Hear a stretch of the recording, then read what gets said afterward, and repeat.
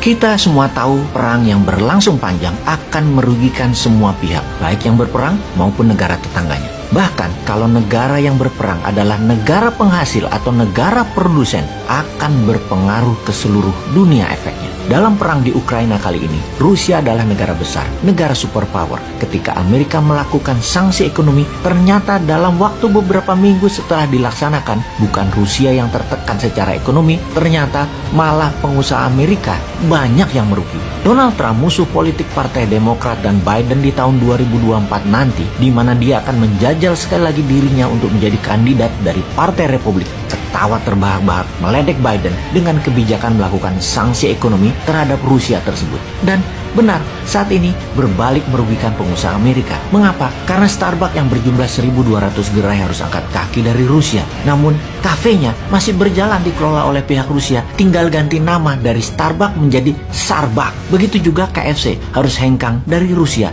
diganti logonya saja sama perusahaan mitranya tersebut yang malah mendapat windfall 100% untung, milik sendiri semuanya sekarang. Jadi Siberian Fried Chicken kalau nggak salah namanya. Di sisi sosial media, IG, FB kehilangan lebih dari 9% income mereka dari Rusia. Juga misalnya Heineken Beer, Food, perusahaan chips, dan banyak lagi bidang usaha yang berusaha di Rusia dalam hitungan global kehilangan 10% sales dunia mereka rata-rata. Yang paling parah adalah industri high teknologi karena chips banyak datang dari Rusia. Juga industri aviasi penerbangan yang titaniumnya 80% datang dari Rusia. Intinya malah memukul balik Amerika, memukul balik Inggris. Karena itu EU atau Uni Eropa Barat tidak menjalankan sanksi ekonomi terhadap Rusia. Takut Eropa Barat mah sama Rusia. Bahkan Indonesia kali ini benar tidak melakukan sanksi ekonomi tersebut. Seperti halnya Tiongkok. Walau Indonesia transaksi dengan Rusia secara total nasional merupakan kira-kira di bawah 45% transaksinya, menjadikan tidak ada gejolak ekonomi di Indonesia. Apalagi ada 30 ribuan warga Rusia di Bali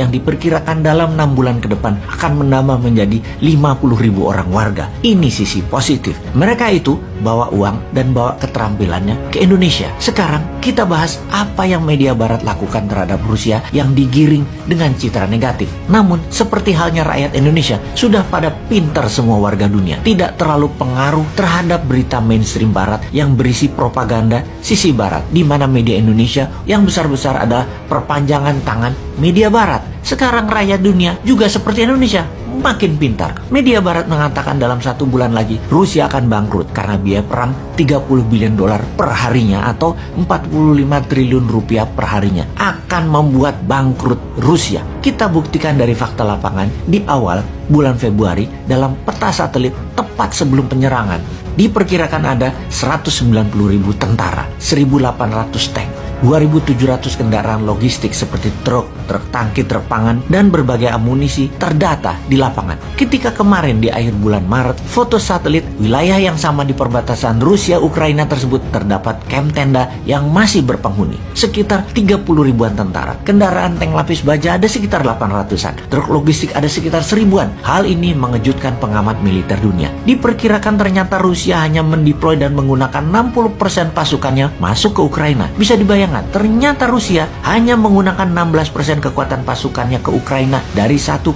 juta tentara aktif Rusia, dan untuk menyerangnya bahkan hanya menggunakan 13% pasukannya saja. Pengamat militer dunia berkesimpulan bahwa Rusia bukan menganggap enteng Ukraina, tetapi membuat NATO berpikir keras terhadap Rusia bahwa dengan menggunakan 16% tentara saja Ukraina sudah takluk. Bagaimana NATO berani masuk ke Ukraina? Berapa banyak akan dikirim tentara NATO ke Polandia misalnya sebagai ground troop pasukannya? Apakah mau rakyat Polandia ada 400.000 tentara NATO yang bisa membuat negaranya ambiar makbiar? Dan mendeploy 400.000 tentara di Polandia oleh NATO kira-kira memakan waktu 6 bulan sampai 1 tahun. Sementara Rusia menambah pasukannya menjadi 400.000 ke Belarusia bisa dilakukan hanya dalam 3 bulan. Polandia itu keburu diserang dan di bumi hanguskan oleh Rusia sebelum tentara NATO berkumpul. Kembali ke perbatasan Rusia-Ukraina. Dengan gerakan yang bolak-balik, tentara menjadi selalu segar.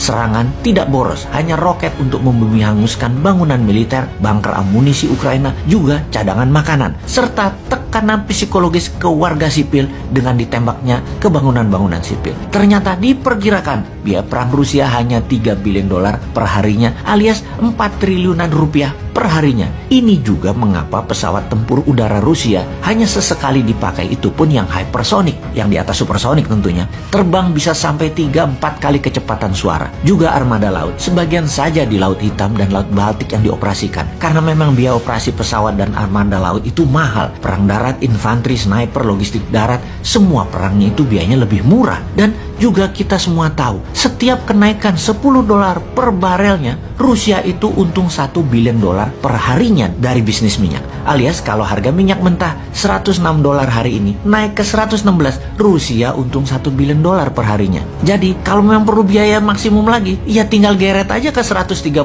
dolar per barelnya, untungnya 3 billion dolar per harinya. Ya perang tersebut bisa bertahan selamanya bagi Rusia. Impas, perangnya gak rugikan kantong APBN-nya Rusia. Emangnya negara, ya gitu deh.